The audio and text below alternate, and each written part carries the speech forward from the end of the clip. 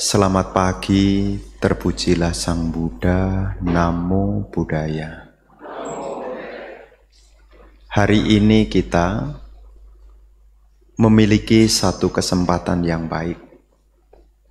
Hari ini kita bisa menggunakan sebagian dari waktu yang kita miliki, datang dengan keyakinan, memperkokoh keyakinan kepada Tikratana, membaca parita, memperbarui sila, termasuk juga di hari ini punya kesempatan untuk kembali belajar Dhamma ajaran Sang Buddha. Para bapak dan ibu, saudara-saudari sekalian, sebagai umat Buddha dan juga sebagai praktisi Dhamma, kita perlu memahami bahwasannya ciri dari ajaran Sang Buddha ini adalah praktek yang dilandasi dengan pengertian yang benar. Ini adalah salah satu ciri dari ajaran Sang Buddha. Apa yang beliau ajarkan, apa yang beliau arahkan kepada kita, sebelum kita melangkah lebih jauh, beliau menguraikan tentang Dhamma. Kenapa kita perlu belajar Dhamma, mendengarkan Dhamma, diskusi Dhamma? Tidak lain agar kita memiliki pengertian yang benar. Karena ciri dari ajaran Sang Buddha ini adalah ada yakni samaditi. Jadi kita bukan hanya yang penting praktek, tetapi ada landasan yang menjadi pendorong mengapa kita perlu praktek Dhamma. Makanya ajaran Sang Buddha ini kalau tidak dimengerti, sebagian orang masih punya anggapan bahwasanya agama Buddha ini adalah tradisi. Mengerti kan ya? Kalau kita menjadi umat Buddha tetapi tidak memiliki pengertian Dhamma, maka tidak salah kalau ada orang yang menyebut kita umat Buddha tradisi. Kenapa disebut umat Buddha tradisi? Umat Buddha yang melakukan tata ritual tanpa disertai dengan pengertian yang benar. Maka kalau kita melakukan tata ritual yang tidak dilandasi dengan pengertian benar, maaf kata ya, kalau ada yang bilang dia masih Buddha tradisi. Biasanya kalau Buddhis tradisi ini pokoknya tidak boleh ditawar, pokoknya. Nanti buahnya di altar berapa? 3. Ya, mungkin kasih apel, kasih pir, kasih jeruk. Kasihnya berapa? 3. Lebihnya berapa? 5. Kalau 4, enggak boleh. Ya, biasanya angkanya ganjil. 3, 5, 7. Ya, paling top 9. Kalau bokornya gede. Jadi sebagian dari kita, kalau kita melakukan tata ritual tanpa disertai dengan pengertian, maka kita sebetulnya masih disebut sebagai Buddhis tradisi, hanya melakukan tata ritual yang sifatnya turun-temurun. Kalau bakar dupa, dupanya berapa? 3. Kalau 2, enggak boleh. Jadi tidak ada pengertian.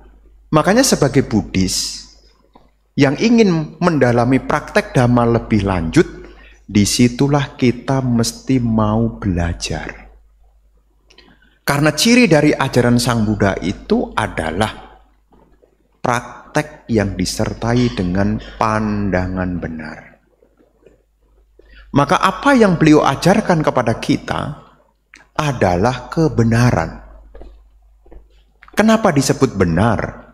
Kenapa disebut saca? Karena apa yang Sang Buddha ajarkan itu adalah sesuatu yang ada di sini. Namanya benar itu ya ada di sini. Bisa dilihat, bisa dirasakan, bisa dipikirkan. Lihatnya di mana? Di sini.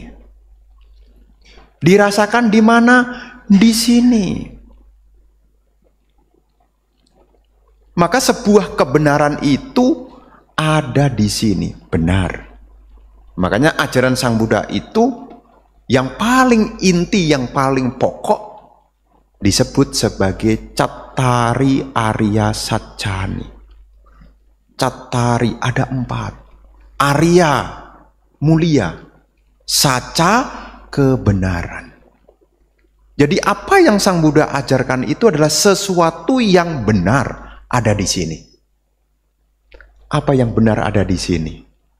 Yang bukan katanya, bukan karena dogma, bukan karena keyakinan, tetapi ada di sini. Apa kira-kira?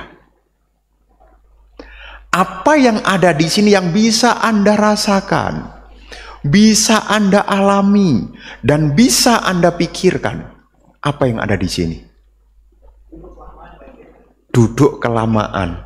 Apa yang Anda pikirkan, apa yang Anda rasakan, dan apa yang Anda alami? Romo Chandra sudah kasih kata key yang pertama. Duduk di sini. Apa yang Anda rasakan, apa yang Anda pikirkan, dan apa yang Anda alami ketika duduk di sini? Kesemutan.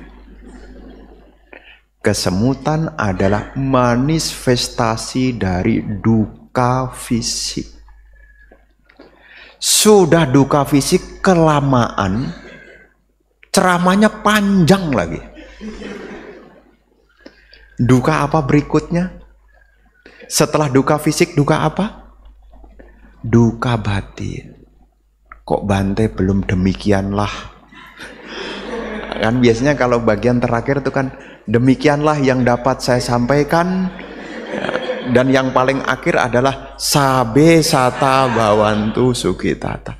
Kenapa kata itu diingat-ingat, ditunggu-tunggu?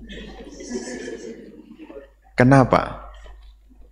Karena sebetulnya Anda melihat di sini, merasakan di sini, dan bisa berpikir yang di sini tidak lain adalah duka.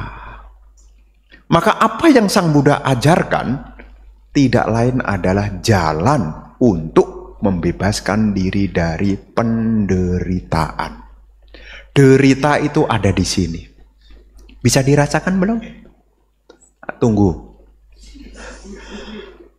Ya, tunggu. Ya, 30 menit. Kalau belum muncul, tunggu. Apalagi kalau kita sudah laule.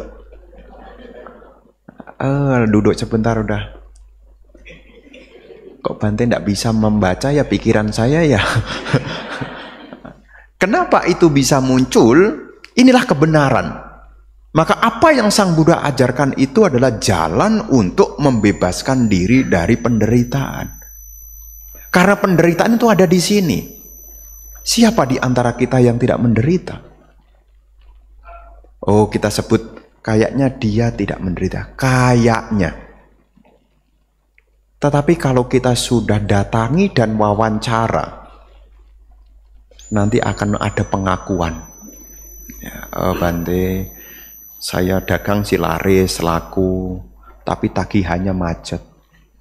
Ada ndak Bante kira-kira parita yang kalau dipakai untuk nagih itu langsung keluar? Soalnya saya juga pinjam dari tempat lain, kan begitu kan? Jadi apa yang ada di sini adalah gambaran tentang inilah ketidaknyamanan. Karena beliau sudah sampai di jalan yang disebut dengan mencapai nibbana, bebas dari penderitaan, beliau punya meta, punya karuna. Maka beliau mengajarkan dhamma kepada kita, tidak lain supaya kita juga mengarah kepada akhir dari penderitaan. Maka kualitas dari Sang Buddha yang kita baca di dalam Buddha Nusati, dari 9 kualitas yang ada di dalam Buddha Nusati, kita membaca tentang ada salah satu kualitas yang disebut dengan Sugato. Iti piso bagawa arahang sama Sang Buddha wijacarana sampano Sugato lokawidu anuttaro purisa dhammasarati sata dewa manusanang Buddha bagawa. Nah, dari 9 kualitas ini, salah satunya kualitas itu adalah Sugato. Su itu artinya bagus. Bagus. Ya. Gato artinya pergi. Sugato kalau diterjemahkan harafiah, pergi ke tempat yang bagus. Maksudnya apa pergi ke tempat yang bagus? Yakni Sugato itu adalah membimbing menuju nibbana. Tidak ada tujuan yang lebih bagus selain nibbana. Kenapa Bante? Selain nibbana, semua tujuan itu sangkara. Artinya apa? Berkondisi. Tempat bagus yang menjadi tujuan selain nibbana itu semua berkondisi. Masih dalam tanda kutip kalau. Namanya berkondisi itu kalau. Kalau nibbana sudah tidak pakai kalau. Kalau ditanya ibu bapak, tempat yang bagus di mana? Tempat yang bagus di Serpong. Tempat yang bagus di mana? Aeon. Ini tempat yang bagus, tetapi itu bersyarat kalau Anda masuk, kalau ndak punya uang, orang pesen Starbucks, Anda cuma diem. Ya. Meskipun itu tujuan yang bagus, adem. Ini adalah perumpamaan. Semua masih berkondisi. Tetapi nibbana itu adalah asangkata. Asangkata itu artinya tak berkondisi. Sesuatu yang masih berkondisi, disitulah akan ada duka. Duka itu bisa terjadi karena dari sangkara. Ya, sangkara itu karena bentukan dari berbagai faktor pembentuk. Yang namanya berbagai faktor pembentuk ini berkondisi. Makanya perumah tangga itu juga berkondisi. Ya kadang-kadang bahagia kalau berkondisi. Ya, siapa bilang hidup perumah tangga tidak bahagia? Bahagia kok. Tapi kalau tanggal muda, bahagia. Mana Cik? Ke wihara Bante. Mau kemana? Ya refreshing lah Bante. Karena masih tanggal muda. Tanggal 2 masih oke. Dekat-dekat 20. Bante kapan Bante ada ODM? Kapan ada ODM? Kapan ada meditasi? Kayaknya saya perlu latihan pikiran dah Bante ini. Kenapa perlu latihan pikiran? Kayaknya saya di hari-hari begini saya butuh melatih pikiran saya supaya terkendali Bante. Artinya apa Ibu Bapak? Kita ini masih berkondisi. Dan Sang Buddha menunjukkan tujuan yang bagus sekali. Yakni nibbana. Nah kita praktek dhamma ini sebetulnya mengarahnya itu menuju nibbana.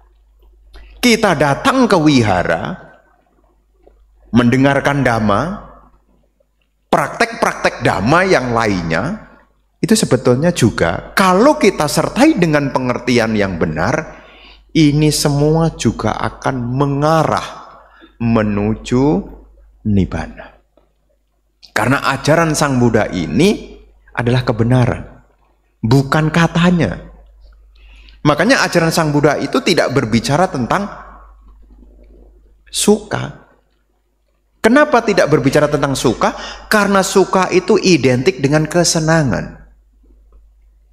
Tetapi Sang Buddha lebih menekankan tentang duka. Kenapa? Duka itu real, duka itu ada, dan akhir dari duka itulah kebahagiaan yang tertinggi. Nibbanang paramang sukang. Tapi kalau kita yang penting bahagia, saya pikir hari ini tidak ke wihara loh. Cik, kok tidak ke wihara?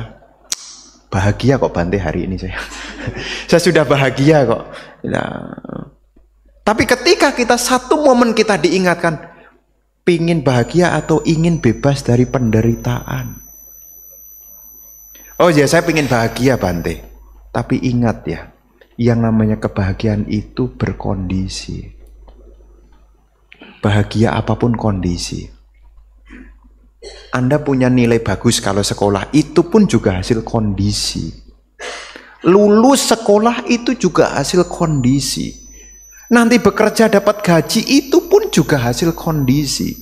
Selama ada kondisi, maka di situ akan diikuti dengan ketidakpuasan. Kalau anak sekolah, doanya semoga cepat lulus. Kalau sudah lulus bahagia atau menderita? Kalau sudah lulus nilainya bagus, aplaus. Nilainya bagus, bahagia atau menderita? Bahagia. Kalau sudah lulus nilainya bagus, bahagia. Tapi kalau ngelamar kerja belum dapat panggilan, bahagia atau menderita? Nilainya bagus, ngelamar kerja belum dapat panggilan, bahagia atau menderita? Sudah diterima kerja, bahagia atau menderita? Terima kasih, doa saya terkabul, saya ngelamar langsung diterima. Sudah kerja 5 tahun, gaji ndak naik. Bahagia atau menderita? Kayaknya saya kerja ini gotong royong dah Bante. Ya.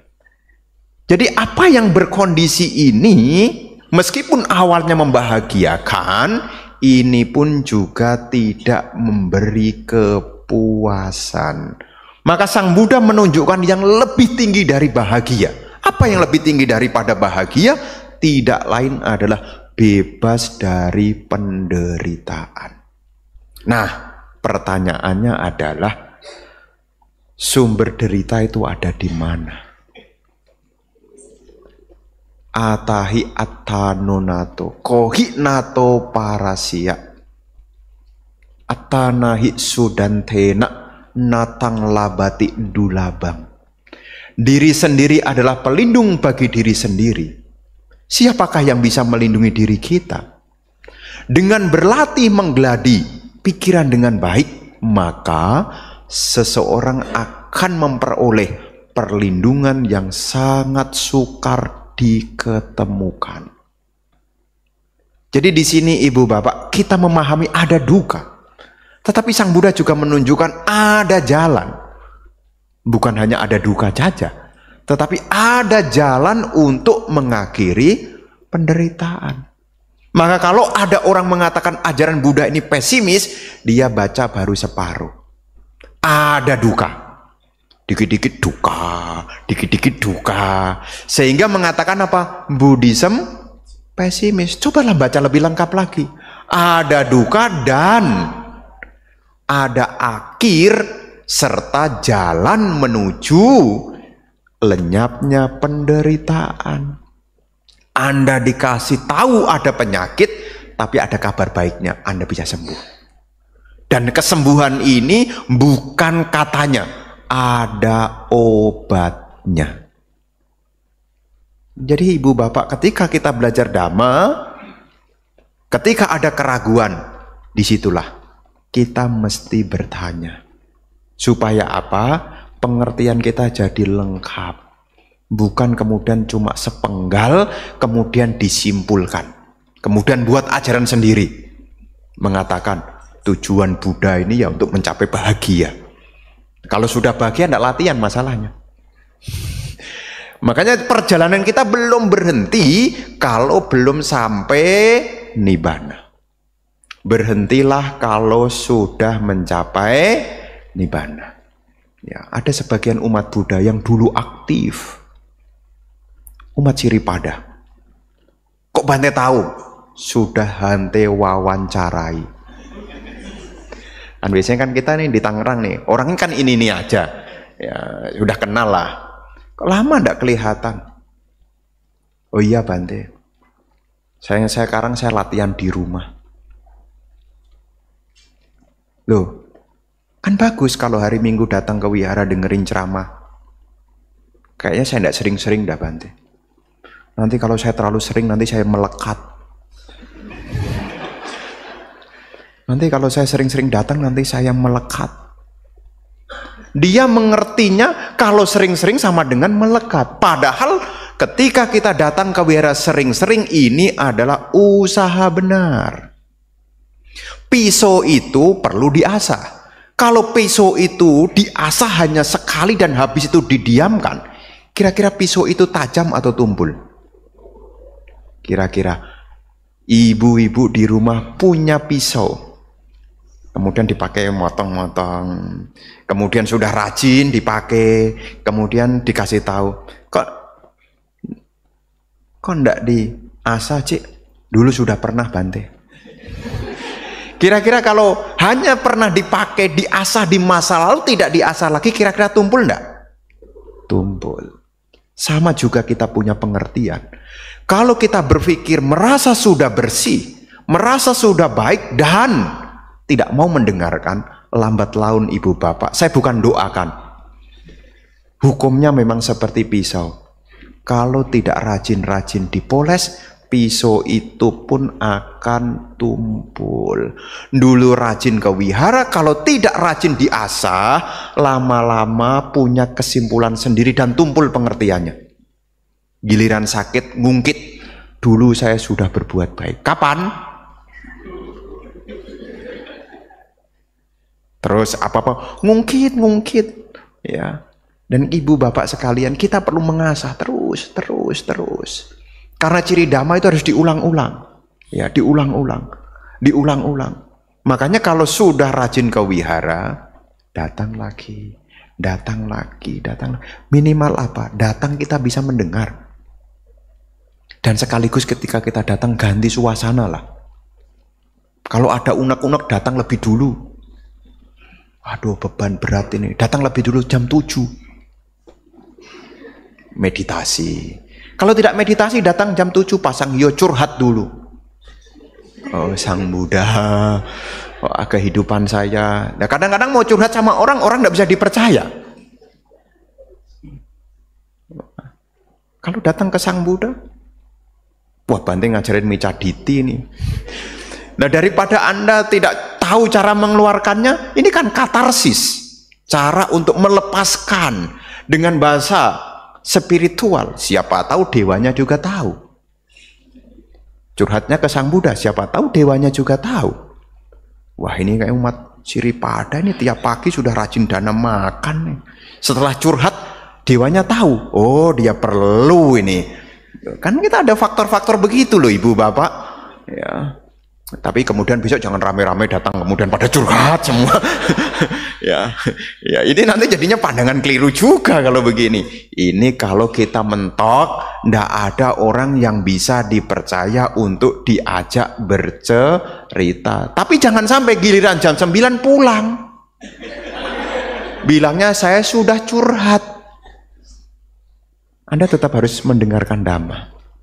Supaya apa? Kita tahu apa menjadi arah dan tujuan. Karena penderitaan ini ada di dalam diri kita. Sumbernya ada dalam diri kita. Maka Sang Buddha menyebut bahwasanya kita harus melatih diri kita. Attanahi sudantena.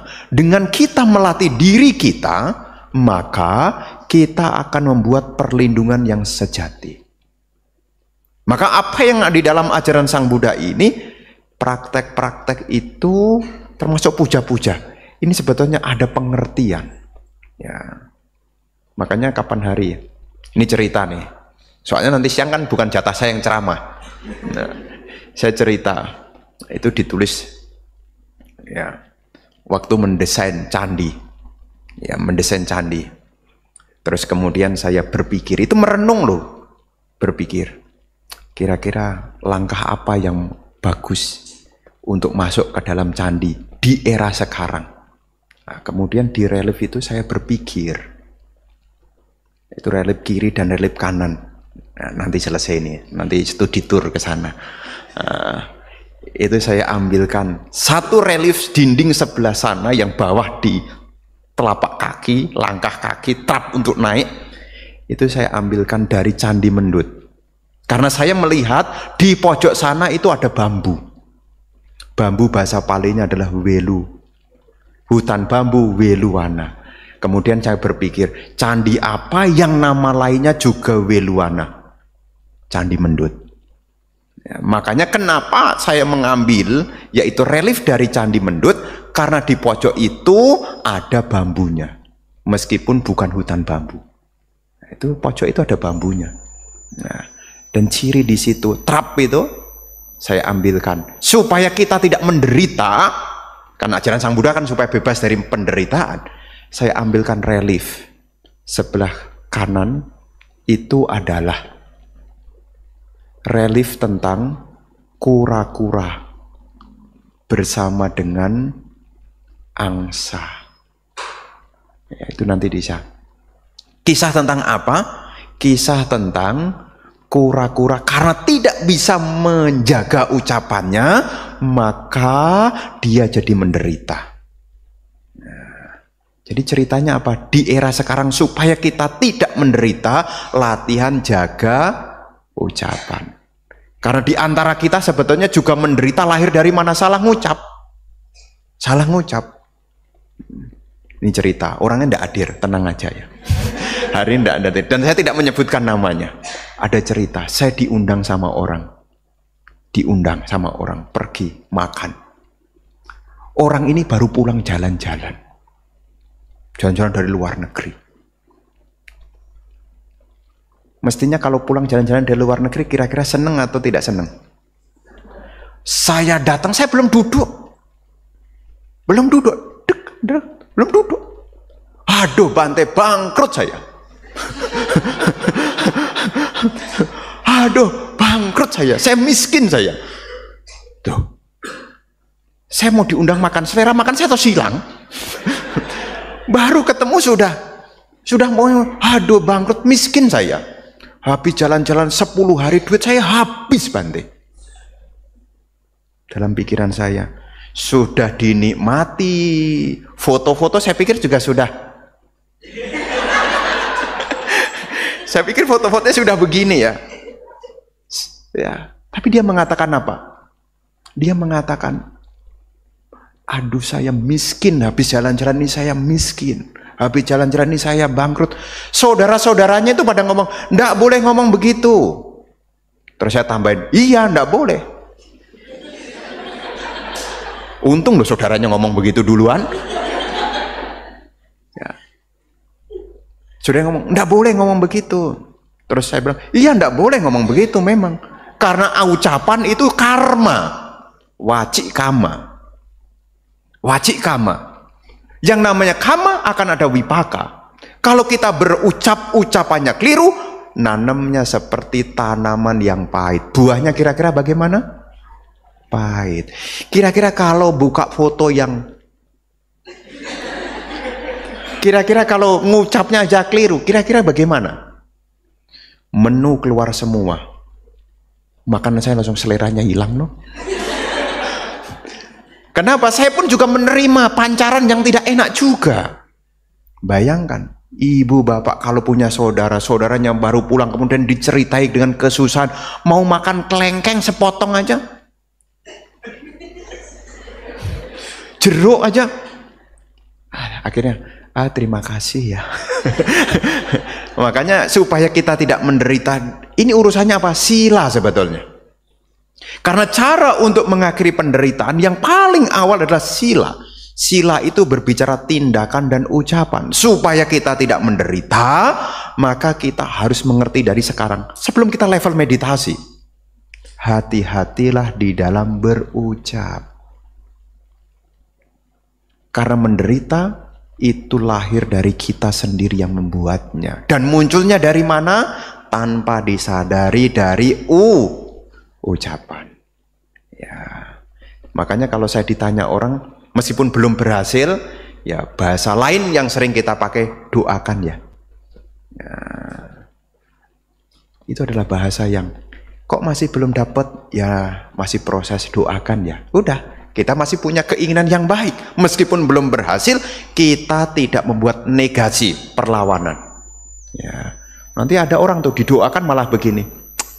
Kayaknya enggak mungkin dah.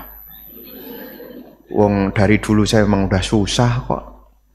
Hati-hati di dalam berucap. Ini jadi kama, wajik kama. Wajik kama akan melahirkan wipaka kama. Apa yang ditanam itu yang akan dipetik. Makanya dari ucapan kita harus hati-hati. Jangan sembarangan kalau berbicara. Makanya saya pasang di relief sebelah sana. Supaya ketika nanti suatu saat puja di altar Sang Buddha, tengok Bante Jutaliko, nanti bisa ingat, hati-hati dalam berucap. Ya, kadang-kadang kan kalau kita sendirian kan kita ngomong loh, kadang-kadang tuh sendirian loh. Kita ini kadang-kadang kan begitu kan. Kadang-kadang ngomong sama orang normal. Ngomong sama orang kan normal. Ngomong sendiri dijawab sendiri. Kira-kira kalau ngomong sendiri, jawab sendiri, kira-kira normal enggak? Nah, orang bilang aja, kayaknya dia enggak waras Bante. Jadi ibu bapak saudara-saudara, apa yang Sang Buddha ajarkan? Yang paling pertama adalah sila. Sila ini adalah jalan untuk mengakhiri penderitaan, tapi sila bukan pos berhentinya. Sila adalah sarana untuk menuju bebas dari penderitaan. Makanya di situ salah satu dari sila itu adalah sila keempat, mengendalikan ucapan. Maka kita berlatih untuk musawada wiramani sika padang samadhyami. Aku bertekad menahan diri untuk tidak berbicara yang tidak benar. Jadi mengendalikan ucapan. Bahkan di masyarakat juga sudah populer. Ucapanmu kalau diulang-ulang akan jadi doamu. Apa yang kita tanam itu yang kita petik. Ya. Nah, jadi di relief itu nanti ada kisah kura-kura. Di sisa sampingnya itu nanti ada kisah tentang burung betet. Burung betet. Burung betet satu sopan, satu tidak sopan. Satu hinggap di payung, satu hinggap di dahan. Ada yang sopan, ada yang tidak sopan karena salah berguru. Itu ceritanya begitu. Karena saya ambilkan Bante Jutaliko juga guru. Makanya kita juga diingatkan jangan sampai salah berguru. Nah, itu di sana nanti studi tour. Oh, ini ya gambarnya yang dimaksud ya. Iya, di sebelah kiri sini, yang sebelah sini ini kisah kura-kura, di sebelah sini kisah burung betet. Supaya apa? Supaya kita ingat, satu, jaga ucapan, dua, memiliki pertemanan yang baik. Ya, karena teman adalah dengan guru adalah teman. Kalyana mita. Orang yang kita yakini adalah guru. Dan teman yang kita yakini ini akan berpengaruh dalam kehidupan kita. Makanya di dalam ajaran Sang Buddha ini, seseorang akan menjaga sila. Itu juga tidak lepas dari orang yang terdekat. Ya, orang yang terdekat. Dan kita yang harus berusaha. Ya, mencari teman itu ya kita harus berusaha. Kita tidak bisa kemudian, yes, pokoknya percaya dengan karma lah. Nanti kalau karmanya baik ya ketemu orang baik. Kalau karmanya berbuah ya pasti ketemu. Ya tidak begitu. Pengertian karma kita mesti aktif. Datang ke wihara. Untuk apa? Tidak ada tujuan yang lebih tinggi selain dari nibbana. Tidak ada yang lebih tinggi. Kenapa? Ya meskipun ada yang membahagiakan, tetapi itu masih berkondisi. Makanya ajaran Sang Buddha ini membantu kita agar terbebas dari penderitaan. Kita menggeladi yang paling kasar dulu, melatih sila. Ucapan kita mesti ucapan yang baik. Perilaku kita mesti perilaku yang baik. Ya sebisa mungkin lah. Ya sebisa mungkin. Ya. Supaya ingat bagaimana Bante? Ya datang lagi seperti orang supaya tajam tidak tumpul, datang lagi. Ya. Wong sudah tumpul ya. Kalau sudah tumpul tidak diasah, ya tidak akan ada ketajaman. Sudah tajam tidak dipakai bisa tumpul juga loh. Anda punya pisau, sudah tajam, udah dites tajam, didiamkan, ini lama-lama tumpul juga loh. Kenapa? Karena ada sisi kelemahan. Sudah belajar banyak hal. Tipitaka sudah dipelajari. Winaya Pitaka, Sutta Pitaka, Abhidhamma Pitaka. Sudah belajar. Semua sudah belajar. 2 tahun, 3 tahun tidak diulang. 2 tahun, 3 tahun tidak diulang. Lupa. Makanya Namo Tassa Bhagavato Arahato Sama Sambuddhassa lupa enggak? Namo Tassa Bhagavato Arahato Sama Sambuddhassa lupa enggak? Iya, karena Anda masih sering. Nanti kalau sudah 1 tahun, 2 tahun, 3 tahun, 4 tahun, 5 tahun, 6 tahun sudah ke wihara, sudah jarang dikunjungi. Namo Tassa. Apaan lanjutannya? Belum Karaniya Metta Sutta loh. Kalau tidak diulang-ulang, lupa. Makanya kita harus ingat lagi, tujuan kita ini adalah untuk kenibbana. Mendengarkan Dhamma sebagai sarana memotivasi kita supaya kita pelan-pelan. Apa yang sudah kita ketahui? Ya, istilah zaman sekarang itu ada istilah populer, namanya GPS. Ya, GPS. Jadi memberitahu posisi kita ini ada di mana. Ya. GPS itu tidak hanya membicarakan map loh ya. GPS itu tahu posisi kita, ada titiknya. Yang warnanya biru klip-klip itu loh. Kalau Anda pakai Google Map, nah, Anda punya HP kan, Google Map nanti ada biru. Biru itu menunjukkan posisi. Nah, kalau posisinya di sini, mau ke Jakarta, sudah punya gambaran. Nanti bisa jawab. Klik ke Jakarta dari Serpong, nanti kan tol. Ini adanya lewat sini. Tol Rawabuntu ini. Pecahan pertama mestinya Soekarno-Hatta ngambil kanan. Cibubur, Ciawi. Kalau ndak ingat sama posisinya bisa salah arah loh. Ya, tapi diingat, oh ini Cibubur. Waduh, salah masuk ini. Akhirnya Anda putar balik. Ya, putar balik. Kenapa Anda bisa putar balik? Karena Anda tahu posisinya. Ya, posisinya salah, kira-kira lanjut atau aduh udah sampai Cibubur, langsung aja lah nanti kita bablaskan lewat Bandung aja. Cibubur, Ciawi, Sukabumi terus lewat Bandung sana ya sampai juga sih, tapi 1 hari setengah tuh. Nah, muter ya, dulu dengan percaya diri. Ini curhat nih. Waktu itu ngisi meditasi di Kayagata Sati. Terus besoknya Minggu itu ngisi di Wihara Karuna Mukti Bandung. Sabtu malam sudah selesai, saya pikir itu deket. Kayagata saya Sukabumi kok. Udah Sukabumi turun nanti juga Bandung. Tetap pinggir. Kok makin jauh jalannya makin rusak, makin jauh makin rusak. Padahal itu Google itu sudah mengasih tahu suruh lewat Bekasi. Balik lagi ke Cawang, masuk ke Bekasi, turun dulu. Karena sudah tahu salah, ngikutin terus menderita loh. Saya sama supir, kok belum sampai ya? Kok belum sampai ya? Sudah tahu tujuannya, tapi menderita juga. Kok belum sampai, udah gitu jalannya gojek, gojek, gojek, gojek. Bayangkan tuh, kalau ngikutin, turun aja tuh dari kayak Gata Sati itu tuh balik lagi, Cibodas itu balik lagi turun, balik lagi ke Ciawi, balik lagi. Sudah Cawang, bablas tembus ini. Sudah. Jalan tolnya lebar lagi, cepet. Tapi karena kita pakai logika, kayaknya udah sempit, lewat ada, udah tahu pokoknya ada gunung kapur apalah. Oh malam-malam gelap-gelap kok.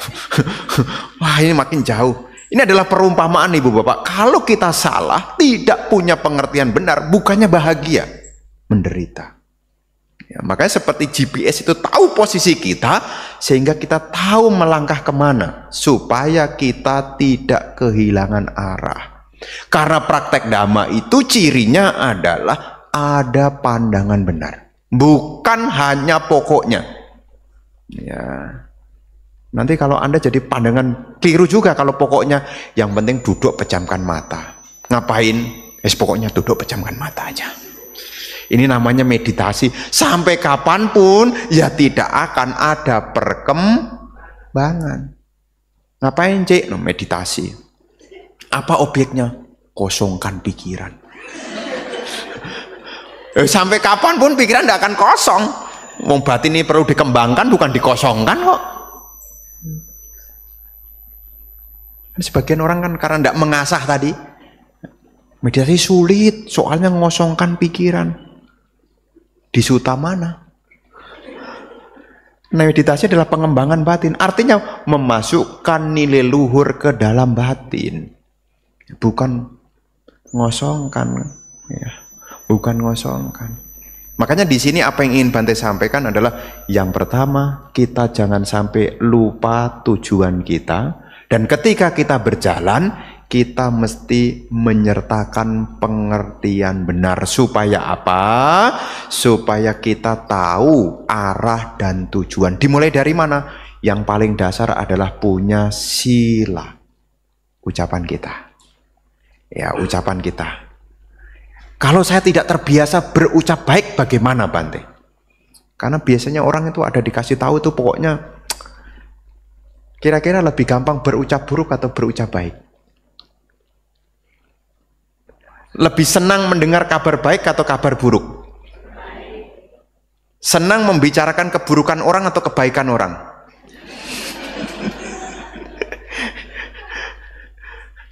Jadi kalau ibu bapak berlatih, tidak bisa terbiasa berbicara yang baik, pesan saya, berlatihlah sering-sering mengucapkan, semoga saya berbahagia.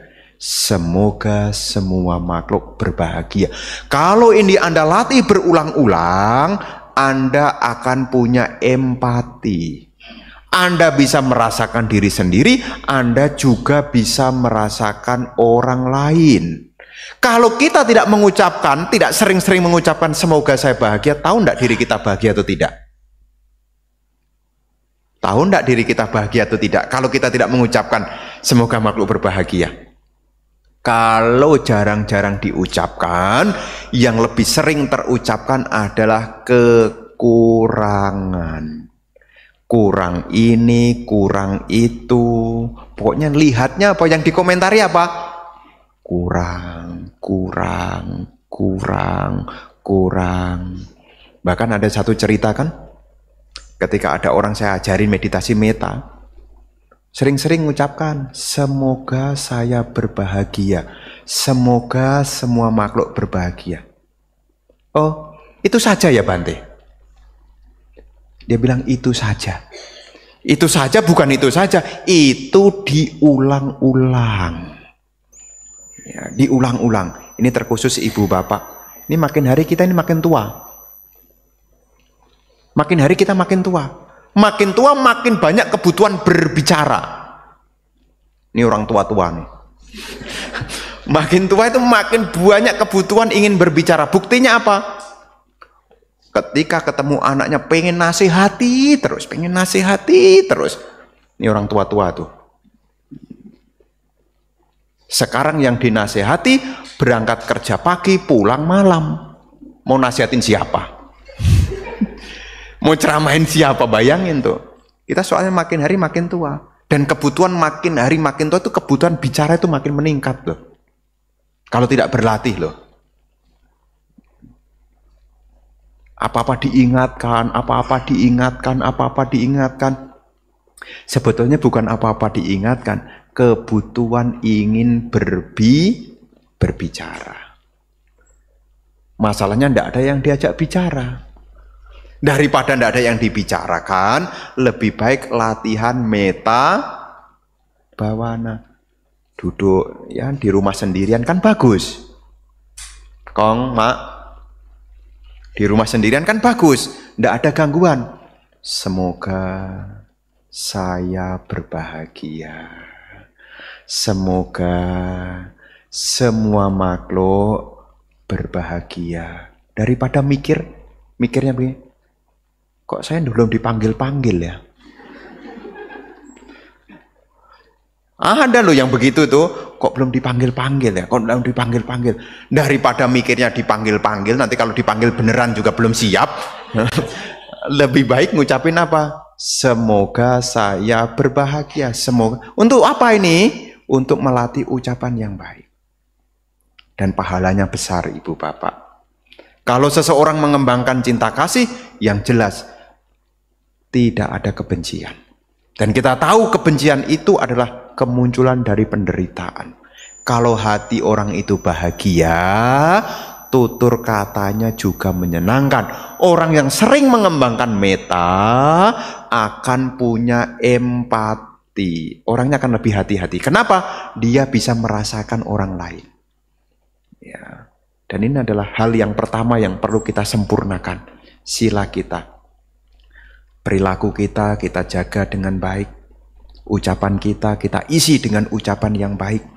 Ini semua adalah bekal awal jalan menuju nibbana. Setelah sila adalah samadhi. Ibu-ibu, bapak-bapak, sisihkan waktunya. Ikut latihan meditasi. Sisihkan waktunya. Ya. Di sini ada meditasi. Ada kan ya? Hari apa? Sabtu. Selain Sabtu, nanti kita buat lagi. Ya. Kalau makan sebulan cuma sekali kan kurang.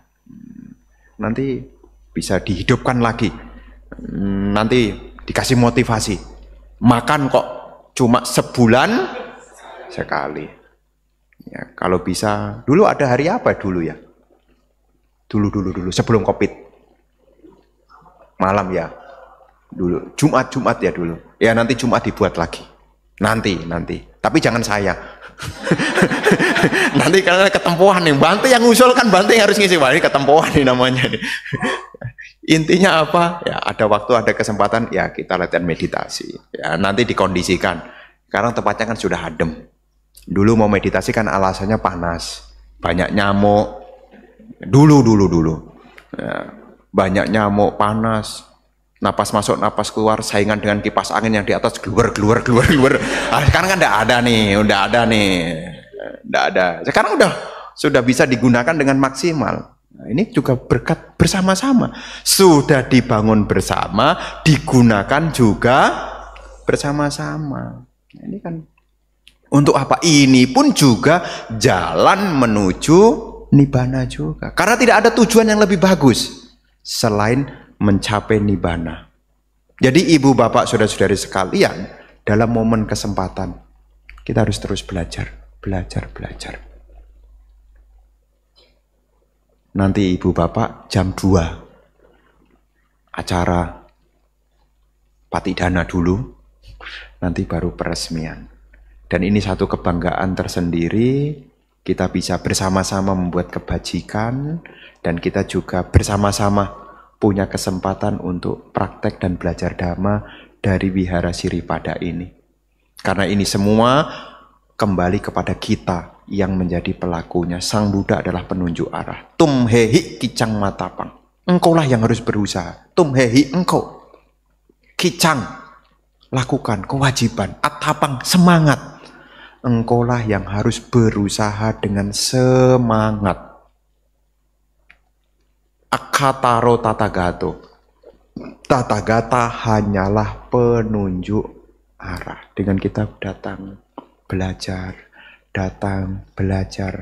harapannya adalah makin hari, makin berubah. Yang dulu gampang bingungan, sekarang gampang tenang. Nanti dari rumah baca suta, bawah pohon, baca suta sendiri. Kayaknya tidak populer ya sekarang ya. Dulu itu baca, sekarang kalah sama bawah pohon sih bawah pohon, tapi dulu baca buku, sekarang ting ting. Ya nanti ada waktu, ada senggang kalau Anda ya ganti suasana. Biasanya kalau di wihara kan beda rasanya dengan di rumah. Di rumah baca buku bisa, tapi godaannya kuat. Duduk di kursi, baca buku. Buku semula di depan, derajatnya makin turun, set, set, set. Tidak hanya derajat bukunya, kepalanya juga ikut turun, set, set, set. Tidak hanya kepalanya, matanya juga set, set. Tapi kalau di wihara kan lain, Ya jadi ya kita membudayakan. Ini cerita sedikit. Kalau di wihara di Sri Lanka ya, umat datang itu, mereka kadang-kadang ada momen seperti ini, tapi kadang-kadang mereka juga sendiri. Datang ke wihara, puja pohon bodhi, kemudian duduk, ya baca, ya pakai karania metasuta dia baca ulang-ulang. Nah, nanti kapan-kapan pergi ke namanya Anuradhapura. Di Anuradhapura itu tempat di mana bhikkhuni Sanghamita membawa benih pohon bodhi dari Bodh Gaya, ditanam di sana. Nah, di sekitar situ itu ya umat Buddha baca. Jadi baca buku, baca ya meditasi. Ya, bagus ya, bagus. Untuk apa ini? Ini pun juga jalan menuju nibbana. Selama praktek kita ini kita isi dengan pengertian yang benar, maka langkah kita pun juga akan benar. Makanya kalau ada hal-hal yang mungkin diragukan, ya nanti ada waktunya.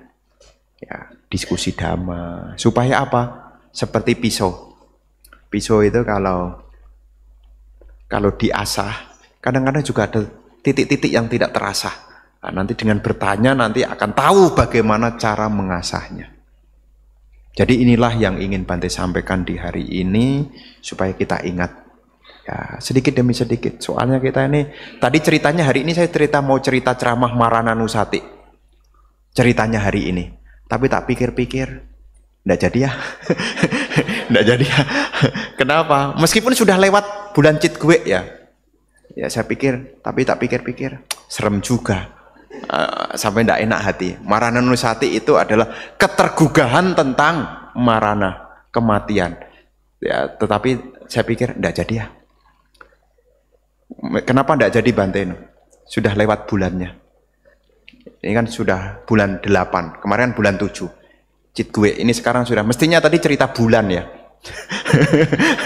Ya, jadi ibu bapak saudara-saudari sekalian, ya apa yang ingin Bante sampaikan nanti bisa direnungkan kembali tentang apa menjadi tujuan, dan kita tahu praktek dhamma ini hendaknya disertai dengan pengertian-pengertian benar, bukan hanya sekedar melakukan tetapi tahu tujuan dan juga paham caranya. Semoga kita senantiasa maju di dalam dhamma. Semoga kita makin rajin datang ke wihara untuk memperkokoh keyakinan kita sebagai upaya untuk membuat jasa kebajikan sekaligus juga upaya untuk menuju nibbana. Semoga kita semuanya maju di dalam dhamma. Semoga ibu bapak bersama dengan keluarga, semoga senantiasa sehat, bahagia sejahtera, berumur panjang, sehingga punya banyak kesempatan untuk memupuk jasa kebajikan. Semoga semua makhluk berbahagia, sabe sata bawantu sugitata.